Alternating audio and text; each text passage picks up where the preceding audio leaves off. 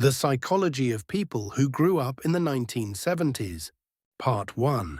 More freedom was not always a bad thing. Few people would expect that a childhood with little supervision could create extremely independent individuals. In the 1970s, the way children were raised was very different from today. Children were not constantly monitored. There were no phones for parents to check their location, and there were no tightly scheduled routines. After breakfast, many children would simply leave the house, ride their bikes to play with friends, and only return when the sky started to get dark. Parents usually only knew roughly that they were somewhere in the neighborhood, and that was considered normal. At first glance, this may seem like a lack of care, but in reality, it created a very special environment.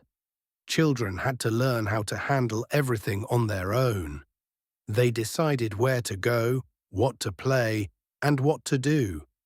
If they ran into trouble, they had to find ways to solve it themselves. These experiences helped many people of that generation develop a very strong sense of independence. They became used to thinking for themselves, handling problems on their own, and not relying too much on the guidance of others. This became an important psychological trait that continued into their adulthood.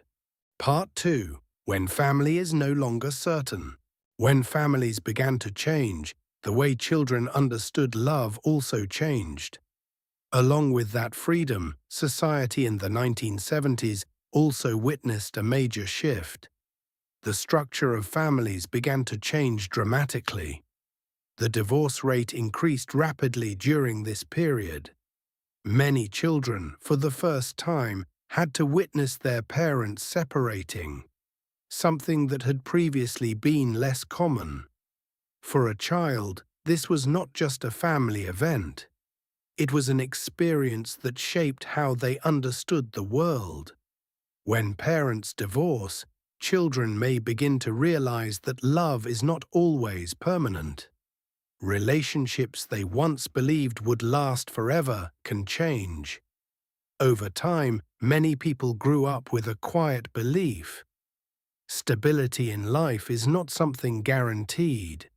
This belief does not necessarily make them pessimistic, but it makes them view relationships in a more realistic way.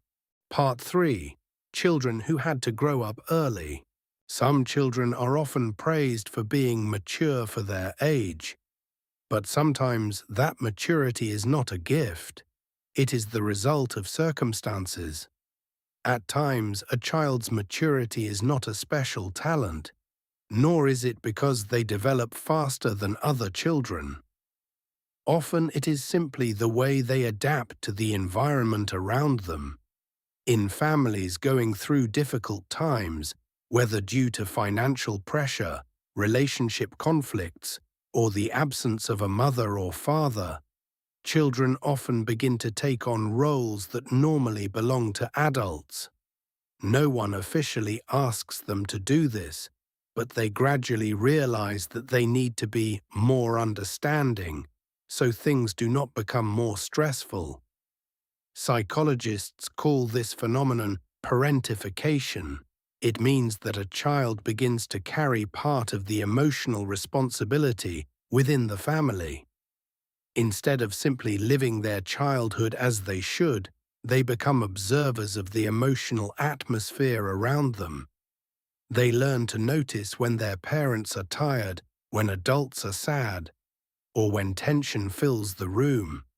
So they change the way they behave. They speak less. They ask for less. They try not to cause any trouble. Sometimes they even become listeners. A child may sit quietly and listen to their parents talk about the difficulties of life, even though they are not yet old enough to fully understand those things. From the outside, children like this are often praised. Adults say they are very mature, very understanding, and more grown up than their peers. but inside, their feelings may be very different. When a child has to take care of adults' emotions too early, their own emotional needs are sometimes left behind. They learn to suppress their feelings in order to keep everything calm and stable. Over time, this habit can follow them into adulthood. Many people who experience this tend to handle everything on their own. They rarely share their struggles, rarely ask for help, and sometimes feel uncomfortable being the one who needs care. Because from a very young age, they became used to being the strong one in the room. Part 4. Simple games that teach big lessons. Not every classroom had a blackboard. Sometimes the street itself was the classroom. One of the distinctive aspects of childhood in the 1970s was the existence of long periods of completely free play. Children gathered on the streets, in parks, or in their yards.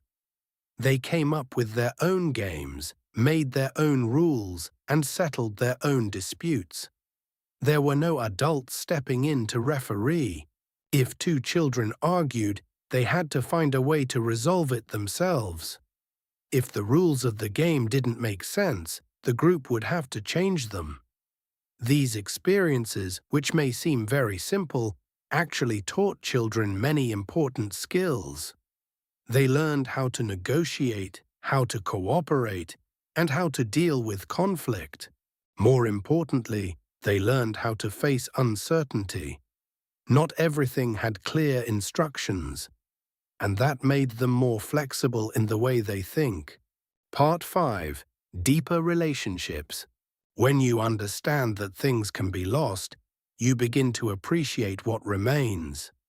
Interestingly, even though many people from this generation grew up in an environment with a lot of instability, many of them formed very deep relationships.